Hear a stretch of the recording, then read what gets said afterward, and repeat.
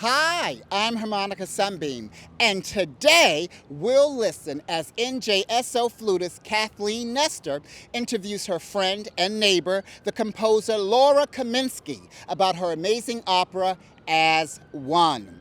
As One follows the story of a gender transition and is scored for 2 singers and string quartet.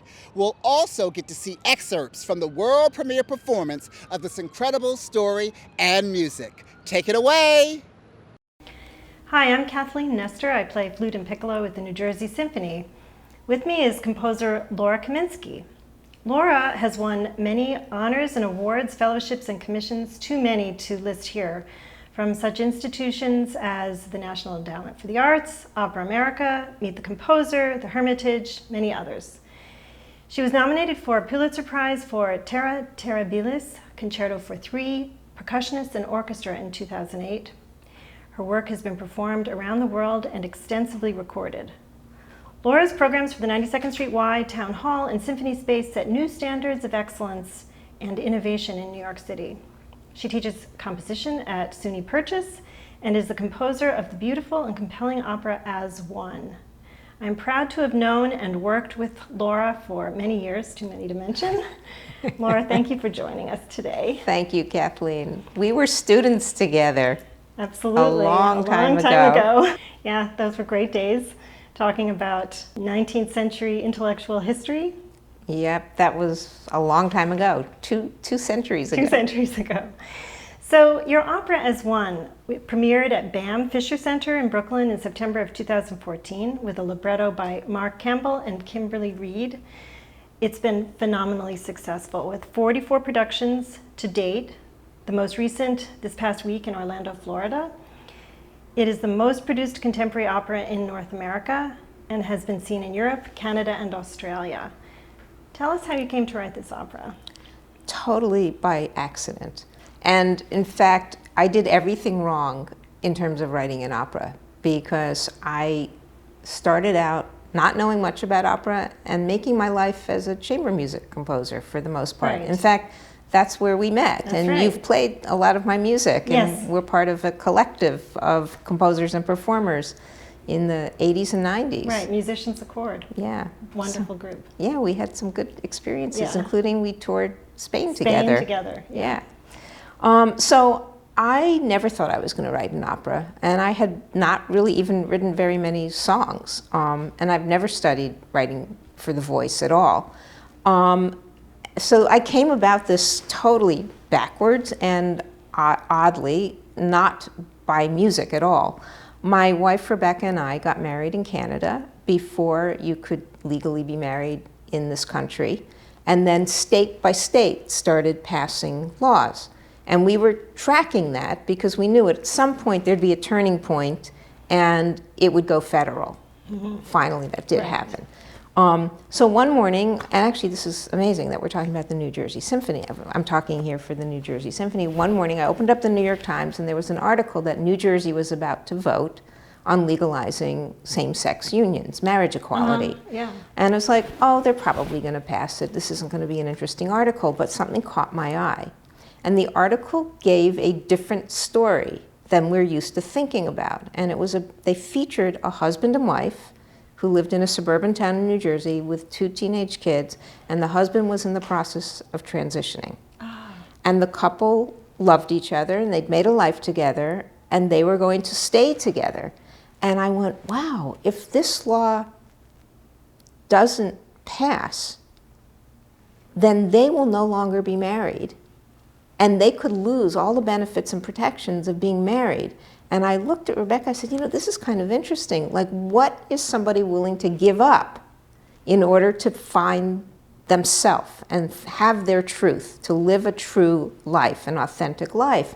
And the wife in this couple was in love with this person, mm-hmm. but never had thought of herself as being a lesbian. But when her husband completed the transition and became a woman, that would change the dynamic of their relationship. And then I thought, wow, it would change all of these relationships. What do you lose as you evolve? Mm-hmm. And I just said, gee, this should be an opera. And the idea really stuck. And that was the inception of the idea. So I owe it all to New Jersey. That's so interesting. So you came about it from the story, but did you have any idea that it would be such a timely issue right now? No, and it's interesting, the evolution, because I think that originally it was about 2008 or 9 when it was voted in New Jersey. I can't even remember now. But this idea really stuck with me, and I had no idea about how to make an opera. But what happened was I started to do, as a producer, I was working at Symphony Space as the artistic director, and I had just come back from Russia, where I was on a fellowship, to find Soviet-era music that was not known in this country to produce a festival at Symphony Space. And I was a guest composer at the Rimsky-Korsakov Conservatory in St. Petersburg, which is where, of course, Rimsky-Korsakov taught, but Shostakovich taught there, and Prokofiev, and like everybody that we, you know. So historic. So I was like, it was sort of, wow, I can't believe I'm in this space and I'm giving a master class, and you know, I was like so humbled by this. And at the end, the chief librarian came out to greet me and said, I understand that you're here doing research. What are you looking for? And I said, well, I know this is ridiculous, but it would be an amazing thing if I could go back to New York with some score by Shostakovich that we don't know. She said, I have just the thing for you. And she went and got this tattered archive box and pulled out an original manuscript by Shostakovich that was faded into almost violet, very faint, very, you know, fragile paper. And it's like, don't you want me to put gloves on? She said, no, it's okay, look at it. I said, well, what is it? You know, I had a translator. Yeah. And she said, this is a set of opera arias and folk songs that he arranged for 1 or 2 voices, violin and cello, to be performed for the troops as entertainment during the siege of Leningrad. And it hasn't been published, but they're just releasing an edition of all of his works, and the book has been bound, just hasn't been distributed yet. Mm-hmm. So she gave me an address, and I went to this basement of a dance school, and there was a little old woman who was wearing a, you know, like a traditional dark drab, you know, all of our images of Cold War Russia, you know, dark wool, gray sweater with 1 dim light bulb, surrounded by piles and piles of books and manuscripts, and I handed her the paper, and she gave me the book, which I have in my studio. Wow. So I brought it back, and it was great. And among the other things I collected on this research trip was jazz charts. And of course, jazz was considered degenerate Western music, but there was a thriving underground jazz scene. So I had some original charts. Wow. And propaganda songs that were sung in Yiddish in praise of Stalin and Lenin that were published in 1938 in Moscow. It was like, wow, I'm going to have all this great stuff. So I got back to the States, and I looked through the book, and you know, it was the Shostakovich. There was, you know, Carmen, but it was sung in Russian, and it was these weird arrangements for violin and cello. And so one of the sponsors who was helping to support the festival said, well, if you're going to do these Russian songs, you must hire Sasha Cooke. And I said, who's Sasha Cooke? She said, oh, she's the most amazing mezzo-soprano. She just debuted at the Metropolitan Opera, and you must hire her. So I said, okay. So I wrote to Sasha and I said, would you consider doing this? I'm going to send you some music, and you know, you can't take it and go and perform it elsewhere because we're going to do this premiere. And when she finally got back to me and said, you know, I'd love to do this. It's a great project. There's some duets in the back of the book. My husband is a wonderful baritone, Kelly Markgraf. Could we sing some together? And it was like, great, fantastic. So they came and they premiered this collection, some of the songs from it, and I fell in love with them. And I was standing in the wings listening to them, and we had spent some time together. And when they walked off stage, I said, you know, I have this idea. I want to write an opera about a transgender person. Would you be in it if I ever did it? And they went, yeah, sure, that sounds great, whatever. And then they left, and I kept thinking more and more about this. And then I realized, actually, I want them to be the transgender person, a person in dialogue with themselves, and not have the cast of thousands that I thought opera needed, but to create a very intimate piece where a person is discovering themselves and challenging themselves to find themselves, and it's that dialectic. It's that inner dialogue. So essentially, I wanted to write a monodrama for two singers playing one character. And that led to the orchestration, which, you know, again, I thought of operas having, you know, a lot of people and a chorus and the animals running around on stage and all of that stuff, and, you know, 500 players. Elephants. And the elephants, of course. I said, you know what, if it's going to be this intimate, I want a string quartet. And I had just completed a string quartet project with my wife, Rebecca, who's a painter, because we both are active as environmentalists, with a string quartet based in Utah, the Fry Street Quartet, and a physicist who's a climate change specialist. And it was a performance art piece that dealt with climate change, and I wrote a quartet in 4 chapters or movements that related to this lecture by the physicist with images. Wow. And I loved working with them, and they were beautiful musicians and just very warm and smart and committed human beings. Like, for me, it's so personal. So I called them up and said, I'm kind of writing an opera, and it's about a transgender person, and there's 2 singers playing the person. Would you be the sound world? And they said, yeah, if you ever do it, sure. And that was how it started. But I didn't have a libretto. I didn't have a story. I had no idea what I was doing. But you had the concept. I had the concept. So my wife, Rebecca, because she could tell I was pretty fixated on this, and she was getting me books, and we had movie dates, and, you know, I was reading articles. And one night she said, we're going to have a movie date tonight. There's a film I found on Netflix called Prodigal Son, and maybe it's interesting. And it was by Kimberly Reed. And it was basically her story of going back to her town of Helena, Montana for her 20th high school reunion as a transgender woman with her partner, to reconnect with her family and her high school buddies. She had been the star quarterback of the football team and the class valedictorian, and voted most likely to succeed, and then left and went off and transitioned into this beautiful human being that I have grown to love and now work with. We've done 4 projects together. And she also lives in Newark now. And she lives in Newark now. And so after I saw this film, which was so powerful, I wrote to the film company and said, I'd like to talk to Kimberly Reed about a project. And she wrote back, and we met. And within one conversation, we knew we were going to work together, and then we knew that we wanted to make a film. That there wouldn't be a built set in our concept, but that the visual world and the oral world would all be intimate and small, and that she started drawing right away. We're going to have multiple screens because we're going to show all the different ways that the world keeps changing and evolving, and all the action would take place within those screens. I said, yes, and the string quartet has to be on stage and has to be part of that drama, so there's going to be interaction. And we got all of this, like we knew exactly what we wanted, but we still didn't have a story. There's no story yet.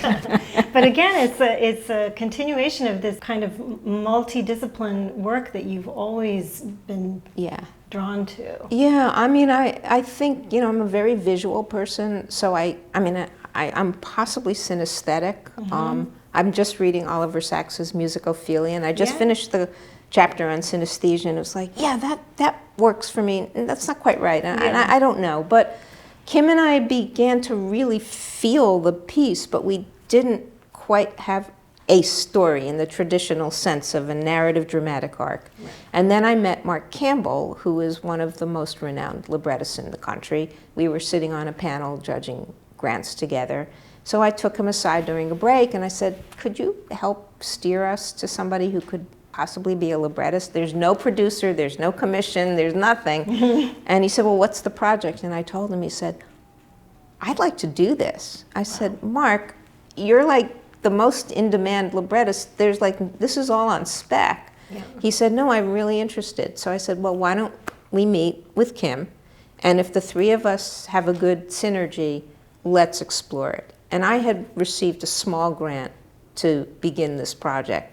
So I pretty much said to them, guys, there's nothing there yet, but why don't you each take half of this money just to get going? Mm-hmm. And they developed this beautiful character named Hannah.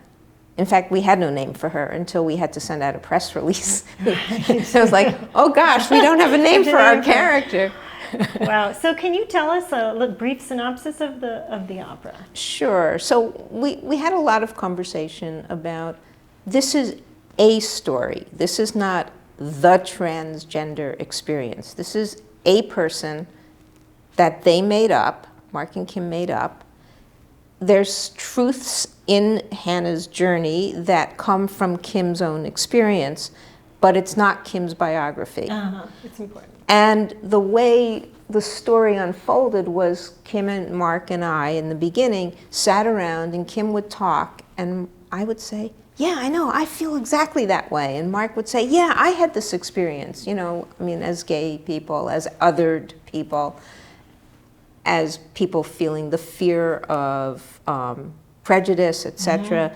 That just growing up is hard, right? I mean, there's one line, as if one puberty isn't awful enough, because in transitioning with all the hormonal changes, there's physical puberty, but there's also the emotional, like rethinking how to be and reawakening.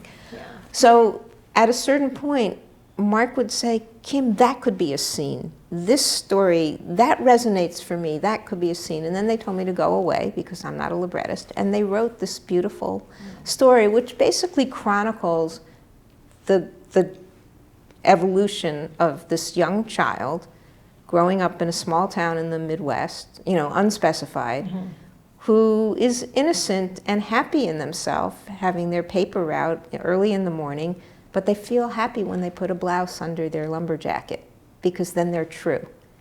But things get less comfortable as they get older, and they're not fitting in, and then they have to be the perfect boy and overachieve, which so many trans people, they're better at everything because they're trying to suppress this truth that they can't yet embrace. So it goes from youth, 12 years old, through young adulthood, and we didn't want to ignore the fact that there's so much violence against trans people. So there is a scene that has Hannah being attacked, and she is able to escape, and that's when she's sort of jolted into a realization of, I have to be true to myself, and I am not alone. And there are others out there, and I'm going to go through and embrace who I am, like, and realizing the connection to this broader community. So Laura, we have a few clips from the opera that we'd like to share. The first one is Paper Route. Can you set the framework for that? Sure. So Paper Route is exactly that. Our character, Hannah, is a young boy in a small town and gets up before dawn and puts on a blouse, a girl's blouse, underneath their lumberjacket and goes out to deliver papers to the neighbors and feels so free and alive because he can be true to himself. And so it's about that sort of innocence, like he's still a young kid and he's just doing his thing, but he knows when he comes back home, he really can't walk around in that blouse. And it's a little bit of that initial tension that we hear. Okay, here it is.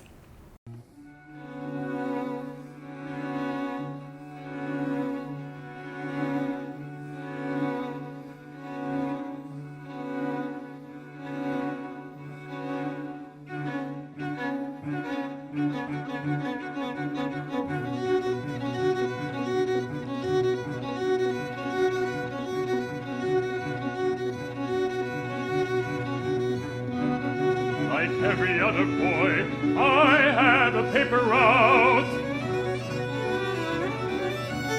And like every good boy, I wake each morning, ride my bike around with my jacket on, and enjoy the thump of a well-laid paper as it lands.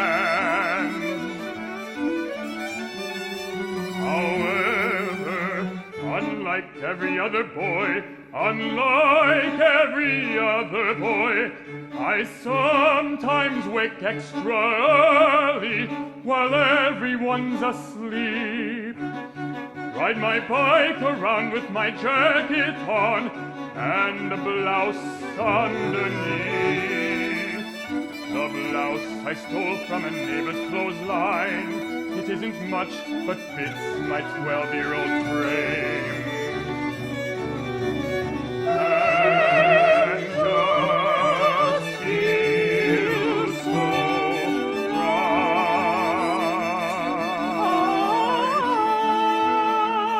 And the papers still get delivered. The papers still get delivered.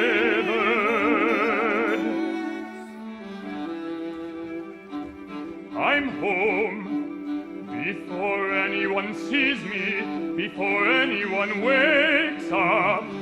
I remove the blouse and hide it where it never will be found.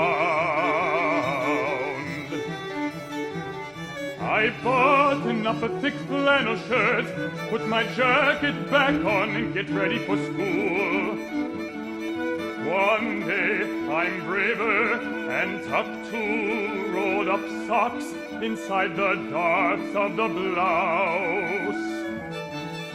What could be a breast is gently grazed by my throwing arm. Other girls are getting theirs too.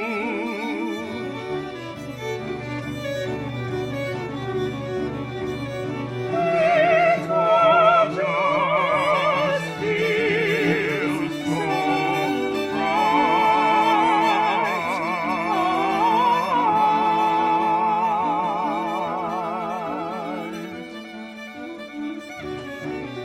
It all just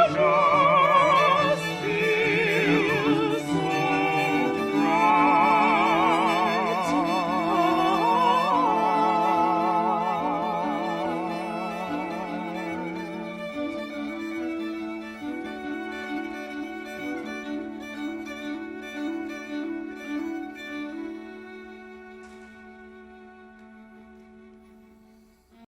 So that was so beautiful. I love the euphoric quality in the music. Now, this is a role sung by a baritone, and it's Hannah. And so how did you deal with this in rehearsal with two different people? And So that was one of the things, and actually this is a complicated answer because they are basically cisgender singers, and a baritone is playing a younger boy and a mezzo is playing a more evolved older woman, but they're one person. And again, this piece was written, inspired for this construct because of these two artists. Because they sound beautiful, and they're a married couple. Oh, wow. So their intimacy is almost as one. You know, they know each other, they share thoughts. So the idea of a dialogue with oneself was what carries the piece. What we didn't want to do was have the first half or 2/3 of the opera be mostly the boy's voice when he's still male. I mean, because he's never just male or just female, it's this continuum. And then the end be just the female voice. So the idea of a person in dialogue with themselves was structurally built into the libretto. And there were places when I got the libretto that I would say to Mark and Kim, you know, we could really have the mezzo sing this line because it's this conversation with self. But we didn't have a name for our character. And there was a lot of conversation. Should there be a name that's a gender neutral name? Should there be a name that is changed? And we couldn't figure it out. And at one point we had to, because BAM wanted us to have information for the press release and the program books. It was like, and the publisher, like they needed to get the music out. It was like, okay, we really have to deal with this. And Mark just said, I think we should call our character Hannah. And it's like, Hannah? And I said, well, that's kind of cool because it's a palindrome. Oh, yeah. It reads the same backwards and forwards. But I said, let's look up. I said, why? He said, it's just a beautiful name and it's good to sing.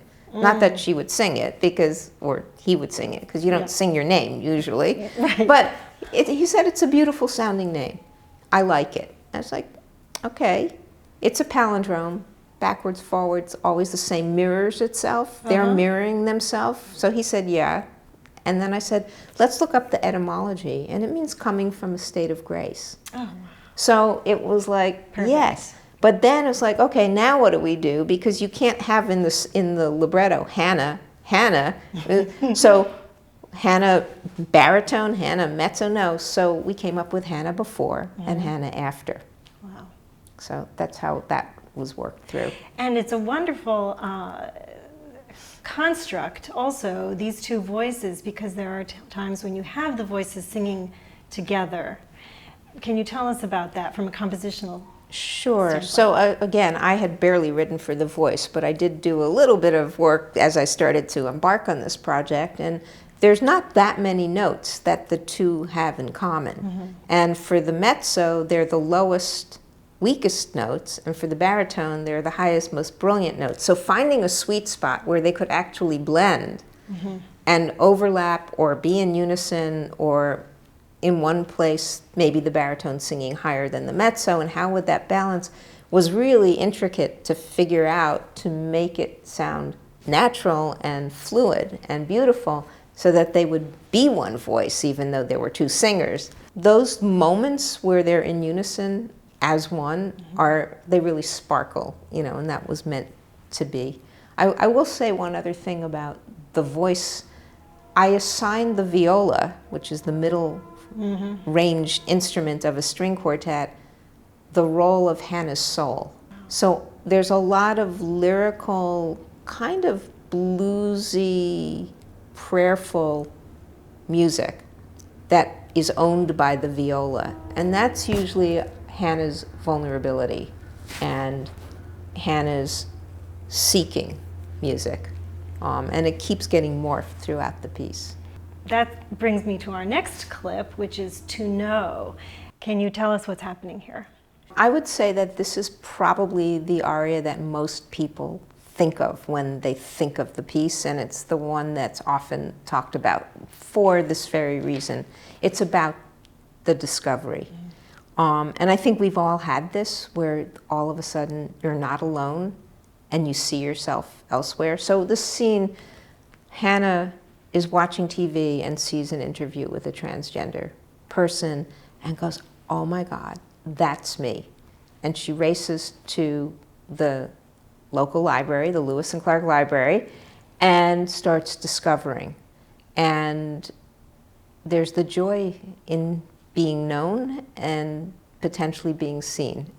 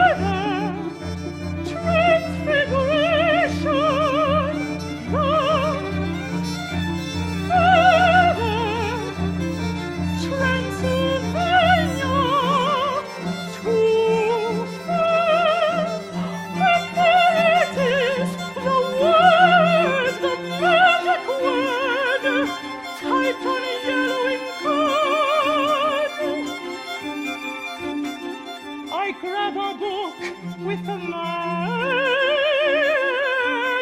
word and hide it in another book and slip to the darkest corner of Lewis and Clark.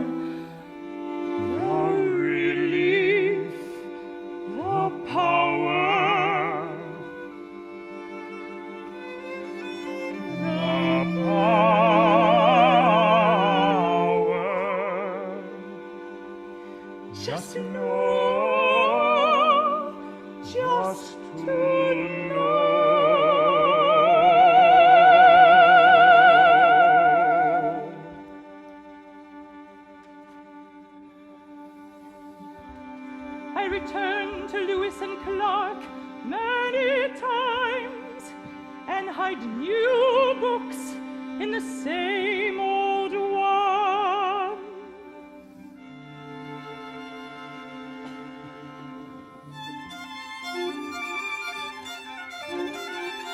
To the world, it might look like I'm becoming an expert on the Transvaal War. This aria is so beautiful. It really, it touches, I think it touches me, it touches everybody who sees the opera. The final clip that we have is the aria Out of Nowhere. And I remember when I saw the opera, I was really struck by the visceral feeling that I had from the orchestration, from the strings, from the writing in the strings, from the singing, the music, but also from the film. Can you tell us about this? Yeah, this was the hardest scene for all of us. And in fact, we had to rewrite it several times because it's so brutal and painful. Mm-hmm. And again, this is not Kim's true story. She was never the victim of an attack. But we felt like it was incumbent upon us to acknowledge that while this is a joyful story of finding one's truth and having the courage to do so and live an honest life, that it's not easy to do that for anybody, but for trans people, there's often awful repercussions. I mean, so many trans teens try to kill themselves, so many are thrown out of their homes, so many are victims of abuse, so many are murdered. And the disproportionate number of trans women of color who are victims of horrible violence is just unbelievable. And we felt like we had to acknowledge it in some way within the context of this particular story. So this scene is out of nowhere. He reaches out his arm to block me from getting into my car. Hannah is attacked. Mm-hmm. And she does escape. And when she gets home, she's shaken and she starts looking online and discovers this world of horrific trauma for trans people and realizes, oh my God, there's a world out here and I'm not alone. And it's her turning point where she realizes, I have to embrace who I am. I can't go on like this. I'm gonna go forward with my life and there's this world.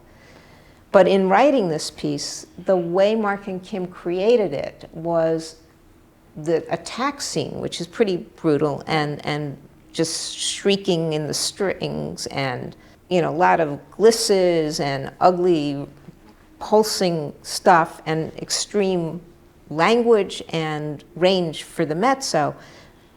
And in the original, there was a listing of names of actual transgender individuals who had been murdered.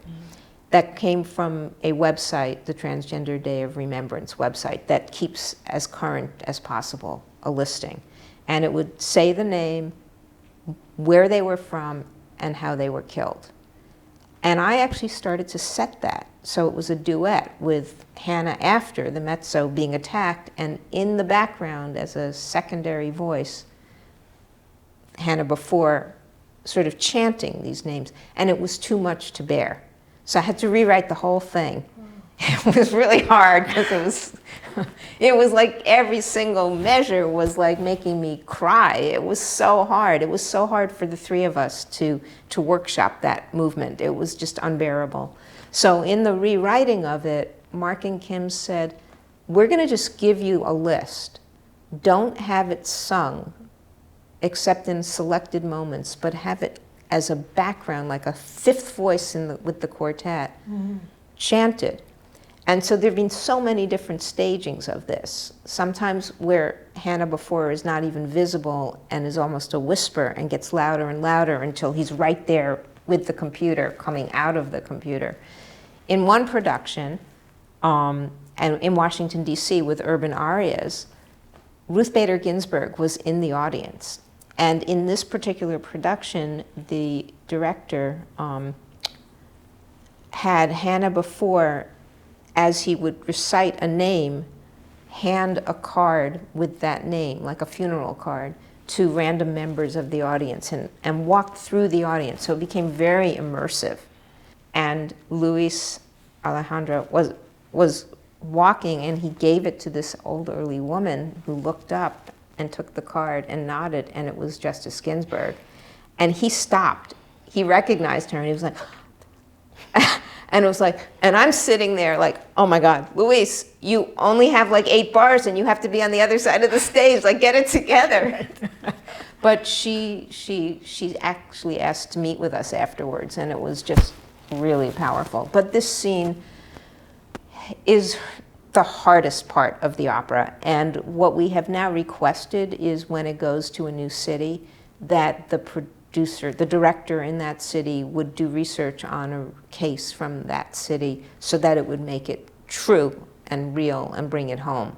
And it's often very, very painful. I mean, we've had people in the audience who've known the victim. So here is a clip from the aria Out of Nowhere from the opera As One. Out of nowhere, he sticks out his arm to block me from getting in my car. He smiles, what are you? His breathing is hard, his eyes are inflamed. There's no one around, the lot is not lit.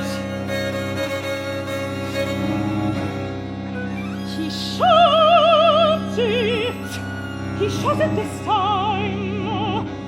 What are you? I asked him to stop, to leave me alone. Where's a weapon?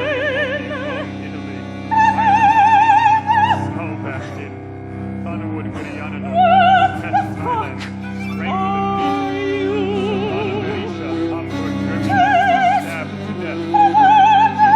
And suddenly he clutches my neck, he tightens his grasp.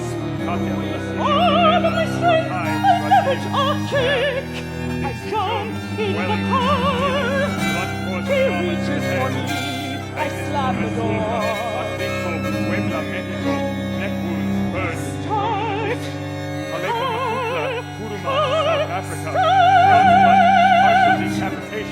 Genital stuffed in mouth. Erica Keel, Philadelphia, Pennsylvania, run over repeatedly by a car. Ellie Sweat, Susanna, thrown to the ground by police. Ellie Thornton Heath, UK, strangled. Diana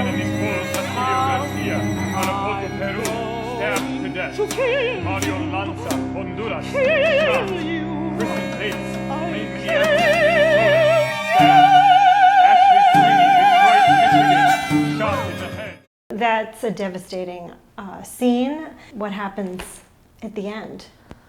Yeah, I mean, I'm just going to say, sadly, it remains a devastating truth that this hatred and violence continues. And of course, there's all these, bathroom bills and school athlete bills and all of this pushback. But we wanted to make this a piece of a whole, but we really want this to be a happy story in the context of the individual. So Hannah does have the courage to become herself. And so she goes off and she goes to Norway, which is a metaphor. The idea is, I need to get away, I need to figure this out, I need to find the way to be true.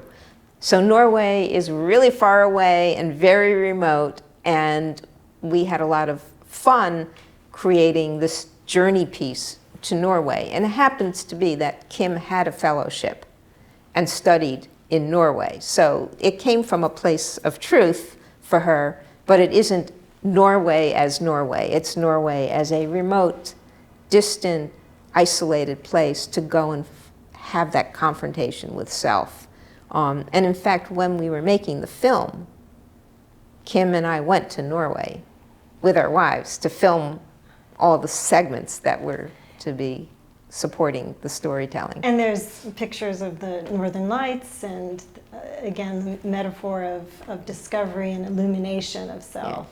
Yeah. One thing we didn't talk about is illumination and this brutality of out of nowhere, but there's a lot of humor in the piece. Yeah. And, Hannah's kind of doofy and geeky and sometimes self-involved. So how did you finally get this wonderful idea produced? So I knew of American Opera Projects, which is a wonderful company that supports and develops the making of contemporary opera. And I asked them, could they help me? And they said, when you're ready, come talk to us. And they took it on, and then ultimately they ended up being the official commissioner. They produced the workshops, and they produced the premiere at BAM in collaboration with the BAM people. Okay. So I was very lucky, and I'm eternally grateful to them for that. Well, this opera has had tremendous reception, and you've told me that you do Q&A with audiences afterwards. Can you tell us some of that? One of the things that's been so fantastic is, for the most part, opera companies or universities, if it's a university presenter or theater, we've had all different kinds of producers. They make partnerships with local organizations. So it isn't just a show that you buy a ticket to, and there's often a whole set of engagements prior to the show and then talkbacks afterwards. And we've had other kinds of conversations that have been very powerful. There was, at BAM, Kim's mother sat on stage with us during a talkback, and somebody in the audience said, I'm a parent of a young trans child, and I'm just so worried about losing my child. And how did you handle that? And Kim's mom put her arm around Kim and said, Paul was never fully here. Kim is so present. I have Kim. And they started to hug, and you heard everybody started to cry in the audience. And there have been clear political conversations, and what can you do in your local community conversations, and a lot of personal stories. The most powerful is when somebody stands up and says, thank you for telling my story. Yeah. It's a beautiful opera. Thank you so much for sharing this story and your process about it with our audiences. Can you tell us what's up next for you? Well, I am writing a chamber music piece for a, I think they're Massachusetts-based, Hub New Music, flute, clarinet, violin, and cello, that's going to premiere at the Morgan Library and Museum next year.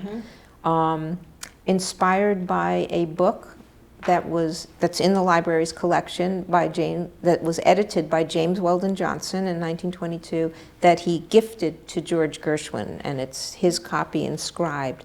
And my idea for this piece, this whole project is called Hidden Words. So it's not about the content of the book, It's about the friendship that ensued between James Weldon Johnson, this masterful writer and powerful public intellectual of the Harlem Renaissance, and his friendship with George Gershwin, who was very well known up in Harlem as a musician, and they became friends. So I'm finishing that piece, and I am completing an opera for Dayton Opera called Finding Right, that takes a contemporary story and a historic story, and the historic story is about the unknown sister of Orville and Wilbur Wright, Catherine Wright. They were from Dayton, Ohio. And in December, there'll be the official premiere of my new opera with Kim called Hometown to the World, which is another very intimate, personal story, but it's very much a political story that tells us a fictitious story about the aftermath of the largest immigration and customs enforcement raid in Postville, Iowa in 2008. If you'd like to find out more about Laura Kaminsky's work and where you can hear her music performed, laurakaminski.com. Thank you, Laura. Thank you, Kathleen.